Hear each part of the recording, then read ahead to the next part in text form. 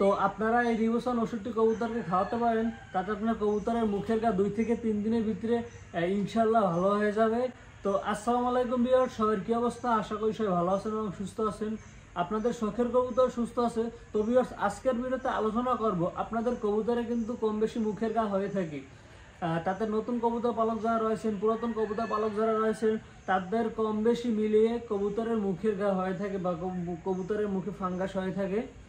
তো কবুতরের মুখের ঘা হয়ে থাকে অনেক সময় যদি আপনি কবুতরকে দান দিয়ে থাকেন, তো দান খেতে খেতে রানিং যদি কবুতর দান খেতে থাকে, তো ওই সময় কবুতরের মুখে ঘা হয়। তারপর আপনি যদি কবুতরকে গম দিয়ে থাকেন, তো সে কারণে আপনার কবুতরের মুখে ঘা হয়ে থাকে। তো কবুতরের মুখে যদি ঘা বা ফাঙ্গাস হয়ে থাকে, তাহলে কিন্তু কবুতর ঠিকমতো খাবার খেতে পারে না, ওরা গলায় ব্যথা পায়, মুখে ব্যথা পায়। তো ব্যথার কারণে কিন্তু কবুতর খাবার খাওয়া বন্ধ করে দেয়। তো ওরা একটু সামান্য অল্প অল্প পানি খায়। তো একটা মানুষ যদি ঠিকমতো খাওয়া দাওয়া না করে, তাহলে কিন্তু সে অসুস্থ হয়ে পড়ে। তো ওটা আপনার কবুতর যদি ঠিকমতো খাওয়া দাওয়া না করে, তাহলে আপনার কবুতরটা কিন্তু আস্তে আস্তে অসুস্থ হয়ে পড়বে এবং রোগের দিকে ঝুঁকে পড়বে। তো একসময় দেখা যাচ্ছে আপনার কবুতরটি মারাও যেতে পারে।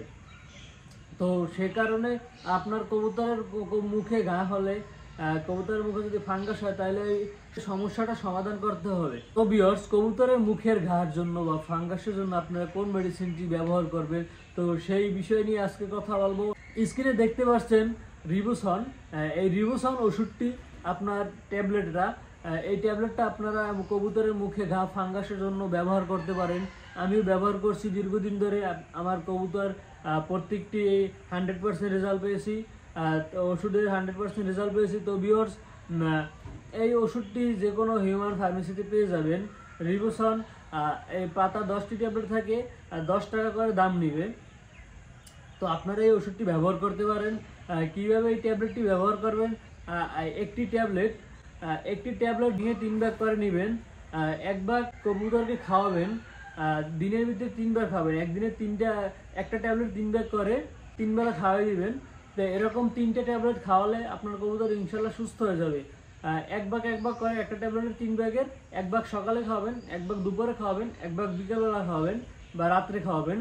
তো আপনারা সকালবেলা যখন খাবারটা খাওয়াবেন, ওষুধটি যখন খাওয়াবেন কবুতরকে, তখন কিন্তু আপনারা খালি পেটে কবুতরকে ওষুধটি খাওয়াবেন না।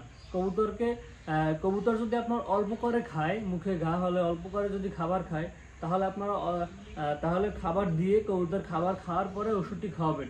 আর যদি আপনার একেবারে কবুতরটি না খাওয়া অবস্থা, মুখে অনেক ঘা হয়ে গেছে, কবুতর খাবার খেতে পারে না একদম, তাহলে আপনি চেষ্টা করবেন একটু নিজে হাতে ধরিয়ে কবুতরকে খাওয়াবেন, তারপর মেডিসিনটি দিবেন, ওষুধটি খাওয়াবেন কবুতরকে।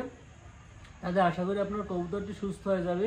তো ভিউয়ার্স, আপনারা এই ওষুধটি, রিবোসন ট্যাবলেটটি ব্যবহার করতে পারেন আপনার কবুতরের মুখে ঘা বা ফাঙ্গাসের জন্য। তো আশা করি আপনি 100% রেজাল্ট পাবেন সঠিক।